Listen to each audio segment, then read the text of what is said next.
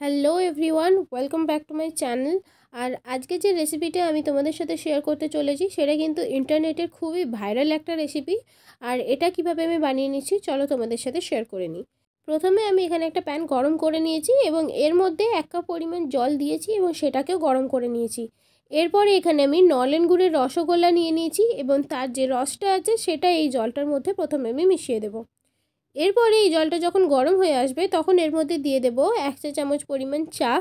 এবারে এটা যখন ফুটে আসবে তখন এর মধ্যে আমি আমুল দুধের ব্যবহার করছি, তো আমরা চাইলে কিন্তু এখানে গরুর দুধেরও ব্যবহার করতে পারো। এবারে যেভাবে নর্মাল চা করে আমি সেভাবেই প্রথমে এই দুধ চাটাকে বানিয়ে নেব এবং এটা যখন আমার বানানো হয়ে যাবে এটাকে প্রথমে আমি সাইডে সরিয়ে নেব।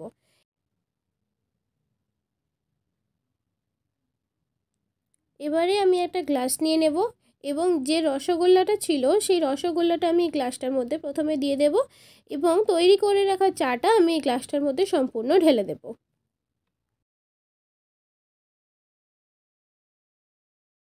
এই ভাইরাল রেসিপিটার মধ্যে কি আছে আদৌ আমি জানি না, বা সেরকম কিছু খাস আমার এটা মনে হয়নি।